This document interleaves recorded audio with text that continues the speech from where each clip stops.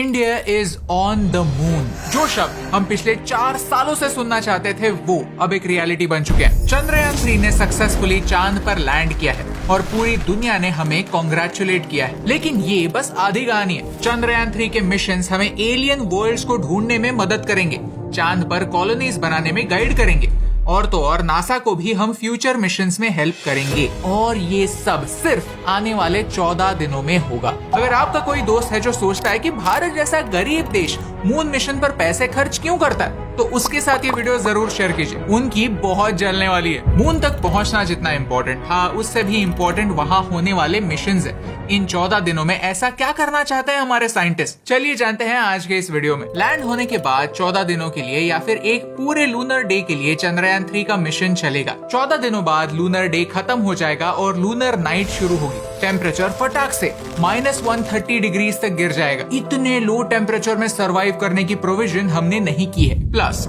Solar powered होने की वजह से और पावर सोर्स ना होने की वजह से 14 दिनों बाद चंद्रयान का मिशन कंप्लीट होगा। लेकिन ये 14 दिन काफी इंपॉर्टेंट है क्योंकि चंद्रयान पर अलग अलग पेलोड्स यानी उपकरण है। चलिए एक एक पेलोड के बारे में समझते हैं। पूरे प्रोजेक्ट को 3 हिस्सों में बांट देते हैं। प्रोपल्शन मॉड्यूल जिसमें 1 पेलोड है, विक्रम लैंडर जिसमें 4 पेलोड है और प्रज्ञान रोवर जिसमें 2 पेलोड हैं। प्रोपल्शन मॉड्यूल में लगा है शेप यानी स्पेक्ट्रोपोलरिमेट्री ऑफ हैबिटेबल प्लैनेट अर्थ।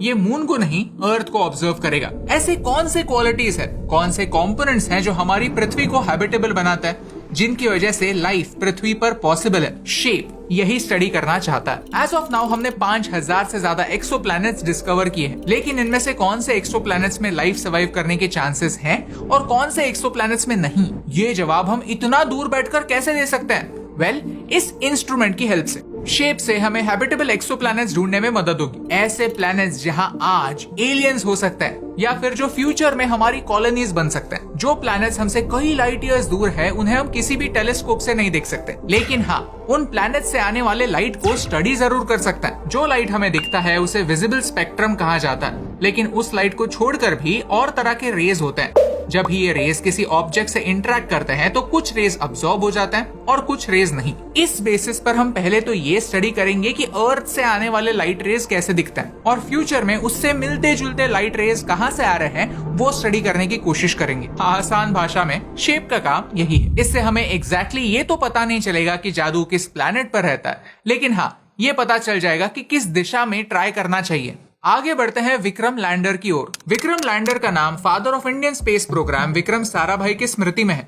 उनके कंट्रीब्यूशन के बारे में हमने एक वीडियो बनाया है जो आप यहाँ पर देख सकते हैं। विक्रम का पहला पेलोड है ILSA, instrument for lunar seismic activity. जैसे अर्थ पर अर्थक्वेक्स आते हैं, चांद पर मूनक्वेक्स आते हैं। चंद्रयान 3 सिर्फ मून के सरफेस को ही नहीं, मून के कोर को भी स्टडी करना चाहता है। और ये कैसे होगा? साइस्मिक एक्टिविटी को स्टडी करके। लूनर कोर को स्टडी करना, वहां पर कौन से स्ट्रक्चर्स बनाए जाते हैं, ये फिगर आउट करने के लिए इम्पोर्टेंट है। रंभा यानी radio anatomy of moon bound hyper sensitive ionosphere and atmosphere. हम सबको वातावरण यानी एटमॉस्फेयर के बारे में तो पता है, लेकिन अर्थ के अराउंड एक मैग्नेटोस्फीयर भी है जो हमें सूरज से आने वाले हार्मफुल रेडिएशन से बचाता है। चांद पर ऐसा कोई मैग्नेटोस्फीयर नहीं है, तो होता यह है कि सूरज के चार्ज पार्टिकल्स चांद तक डायरेक्टली पहुंचते हैं। सोलर रेडिएशन और मून के सरफेस की वजह से वहाँ एक चार्ज पार्टिकल्स का आयोनोस्फीयर बन जाता है। चांद का आयोनोस्फीयर अर्थ के आयोनोस्फीयर से 1 मिलियन गुना कम डेंस है। इसके बारे में ज्यादा रिसर्च अवेलेबल नहीं है, तो फिर रंभा एक इम्पोर्टेंट स्टेप फॉरवर्ड होगा। चास्टिक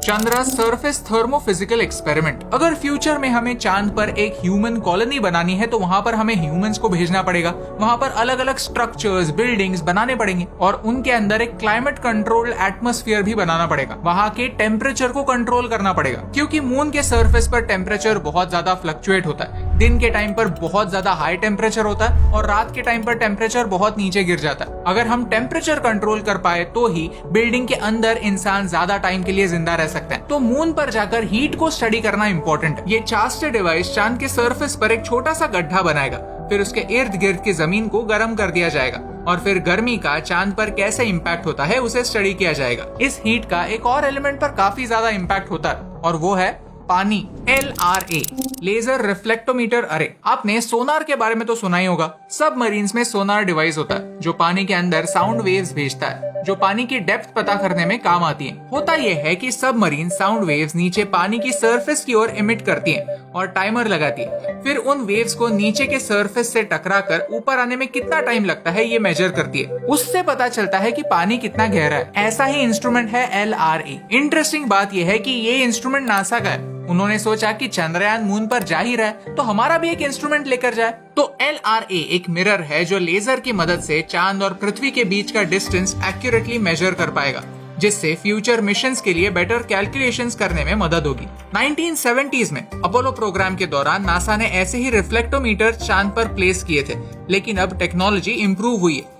अब अमेरिका अपना आर्टेमिस मिशन लॉन्च करने जा रहा है, जिसका बजट होगा 93 बिलियन US डॉलर्स। यहाँ अमेरिका ऑलमोस्ट 50 सालों बाद चांद पर ह्यूमंस को भेजने जा रहा है। रिस्क्स काफी हाई हैं, तो कैलकुलेशंस अचूक होना इम्पोर्टेंट है और इसमें इसरो उनकी मदद कर रहा है। विक्रम लैंडर के बाद बात करते हैं प्रज्ञान रोवर की। ये रोवर विक्रम लैंडर से सिर्फ आधा किलोमीटर दूर ही एक्सप्लोर करेगा, लेकिन इसका काम भी काफी इंपॉर्टेंट है। ये एक सोलर पावर्ड रोवर है जो विक्रम से कम्युनिकेट करेगा और फिर विक्रम से इंफॉर्मेशन यहाँ पृथ्वी तक पहुँचेगी। इसमें 2 पेलोड्स हैं, APXS alpha particle X-ray spectrometer. ये एक तरह की बंदूक है, लेकिन साधारण बंदूक नहीं, रेडियो एक्टिव बंदूक। इससे वहाँ की मिट्टी को स्टडी किया जाएगा एंड मोस्ट इम्पोर्टेंटली उस मिट्टी में क्या क्या एलिमेंट्स है इसका पता लगाया जाएगा। इस डिवाइस में क्यूरियम नाम का एक रेडियो एक्टिव एलिमेंट होगा। इससे अल्फा पार्टिकल्स और एक्सरे चांद के सरफेस पर ब्लास्ट किए जाएंगे और बाद में स्टडी होंगे। फोकस मैग्नीशियम, एल्यूमिनियम और आयरन के ट्रेसेस ढूंढने में होगा। लिब्स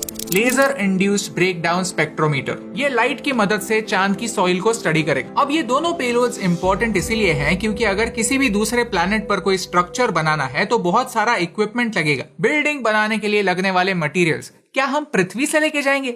घंटा। बेहतर आइडिया यही है कि वहां पर देखो कि वहां के सॉइल में क्या क्या मटेरियल्स अवेलेबल है, उन्हें माइन करो और उनसे ही कुछ बनाने की कोशिश करो। कम से कम मटेरियल पृथ्वी से ले जाओ। अगर हमें एक इंटरप्लैनेटरी स्पीशीज बनना है, यानी सिर्फ एक प्लैनेट पर ही नहीं अलग अलग प्लैनेट्स पर हमारा बेस बनाना है, तो हमें अडेप्ट करना होगा। नए प्लैनेट के सरफेस पर जाकर नए एलिमेंट्स को यूज कर ऐसे स्ट्रक्चर्स बनाने पड़ेंगे जो ह्यूमंस को सपोर्ट कर पाए। अगर आपका वजन पृथ्वी पर 100 किलो है तो चांद पर सिर्फ 16 किलो होगा। इसका मतलब जानते हैं? आपको डाइट की नहीं, एस्ट्रोनॉट बनने की जरूरत है। जोक्स अपार्ट, हमें अगर स्पेस में बड़े बड़े प्रोग्राम शुरू कर रहे हैं तो मून हमारा एक चेक पॉइंट हो सकता है। पृथ्वी से बड़े बड़े रॉकेट्स लॉन्च करने से बेहतर है कि मून से रॉकेट्स लॉन्च करो। और फ्यूचर की ऐसे ही एम्बिशियस प्लान्स की तैयारी चंद्रयान 3 से शुरू हो रही है। और इसीलिए चंद्रयान 3 की सक्सेस सिर्फ भारत के लिए ही नहीं, पूरी ह्यूमैनिटी के लिए एक नए दौर की शुरुआत है। क्योंकि भारत ने शुरुआती दौर से ही ये क्लियर कर दिया था कि हमारा स्पेस प्रोग्राम पीस के लिए। हम इकलौते ऐसे देश हैं जो स्पेस का इस्तेमाल वेपन्स या प्रॉफिट के लिए नहीं, पूरे ह्यूमैनिटी की भलाई के लिए कर रहे हैं। वसुधैव कुटुंबकम, इस मोटो को हम पृथ्वी पर ही नहीं स्पेस में भी फॉलो करते हैं। ये हर भारतवासी के लिए शान की बात। चलिए अब सोचते हैं कि चंद्रयान 3 का लॉन्ग टर्म इम्पैक्ट क्या होगा। सबसे बड़ा इम्पैक्ट होगा इकोनॉमी पर। भारत का स्पेस सेक्टर आज $8 बिलियन का है। एस्टिमेट्स कहते हैं कि 2040 तक हमारा स्पेस सेक्टर $40 बिलियन का होने वाला है। लेकिन ये फिगर्स चंद्रयान 3 के सक्सेस से पहले की फिगर्स हैं। हो सकता है कि अब ये प्रोग्रेस स्पीड पकड़ ले। जहां ग्लोबल स्पेस सेक्टर सिर्फ 2% पर एनम से ग्रो हो रहा है, भारत का स्पेस सेक्टर 4% पर एनम से ग्रो हो रहा है। प्लस हम स्पेस सेक्टर के स्टार्टअप्स को एनकरेज कर रहे हैं। आने वाले 1 या 2 सालों में ही आप भारत के स्पेस एक्स की कहानी सुनेंगे, जिनमें से कुछ तो ऑलरेडी बहुत अच्छा काम कर रहे हैं। Water based eco friendly engines बना रहे हैं। स्पेस के सारे सैटेलाइट्स का मैप बनाकर स्पेस ट्रैवल और सेफ बना रहे हैं। इन सारे स्पेस स्टार्टअप्स की कहानियां हम आप तक जल्द ही पहुंचाएंगे। अगर आप उनकी कहानियां जानना चाहते हैं तो सब्सक्राइब करना ना भूलिए। सेकेंड इम्पैक्ट होगा हमारी स्पेस कैपेबिलिटी पर। सॉफ्ट लैंडिंग काफी डिफिकल्ट होता है, जो हमसे पहले सिर्फ 3 और देशों ने किया है। इजराइल भी चांद पर सॉफ्ट लैंडिंग नहीं कर पाया था। हमारे पास सॉफ्ट लैंडिंग कैपेबिलिटीज हैं। ये हमने अब प्रूव कर दिया है। ये हमारे लिए गर्व की बात। यानी फ्यूचर के ह्यूमन मिशंस में हमारा और बड़ा योगदान होगा। जियोपॉलिटिक्स की बात करें तो अमेरिका रशिया के साथ या फिर चाइना के साथ कोई भी स्पेस प्रोजेक्ट लॉन्च नहीं करेगा, तो बचता कौन है? हम। थर्ड इम्पैक्ट होगा हीलियम 3 माइनिंग। पृथ्वी के एनर्जी सोर्सेज खत्म हो रहे हैं, हमें अल्टरनेटिव एनर्जी की जरूरत होगी। हीलियम 3 का इस्तेमाल करके न्यूक्लियर फ्यूजन एक रास्ता हो सकता है। ये हीलियम 3 पृथ्वी पर काफी रेयर है, लेकिन चांद में अबंडेंटली अवेलेबल है। भारत ही नहीं, चाइना, रशिया और अमेरिका भी इसी एनर्जी को टैप करने की कोशिश में। आने वाले टाइम में हम एनर्जी ऑफ द फ्यूचर के बारे में भी वीडियो बनाएंगे। चंद्रयान इंपॉर्टेंट इसीलिए क्योंकि अब हमें स्पेस सेक्टर में इग्नोर करना दुनिया के लिए इम्पॉसिबल होगा। साथ ही साथ लूनर माइनिंग और मार्स मिशन की तैयारी में भी इस डेटा का काम होगा। इस वीडियो का पर्पस यही है कि एक आसान भाषा में टेक्निकल डिटेल्स आपको समझाएं। सिंप्लिसिटी के कारण अगर कोई गलती हो गई है तो माफी चाहता हूँ। आई एम श्योर मुझसे बेहतर और नॉलेजेबल लोग कमेंट्स में मुझे करेक्ट जरूर करेंगे। लेकिन ये देखकर बहुत अच्छा लगता है कि 8 मिलियन से ज्यादा लोगों ने चंद्रयान 3 लैंडिंग यूट्यूब पर लाइव देखा। मल्टीप्लेक्सेस लैंडिंग के शोज दिखा रहे थे जो हाउसफुल थे। अलग अलग धर्म, जाति, पंथ के लोगों को साइंस ने एक साथ लाया। ऑलमोस्ट सब लोगों ने अपने पॉलिटिकल डिफरेंसेस छोड़कर एक दिन के लिए ही सही एक गोल पर फोकस की और भारत के लिए चीयर किया। आई होप फ्यूचर में इसरो के साइंटिस्ट हमारे लिए ऐसे और मौके लाएंगे। अगर आप भी मेरी तरह इसरो को कांग्रेचुलेट करना चाहते हैं तो कमेंट्स में प्राउड ऑफ इसरो स्पैम कर दीजिए, क्योंकि अब हमारा झंडा चांद पर पहुंच चुका। मुझे ये देखकर यकीन ही नहीं हुआ कि जिसे स्पेस में कोई दिलचस्पी नहीं है वो एक आम इंसान भी रास्ते में रुककर इसरो के लिए चीयर कर रहा था। क्यों?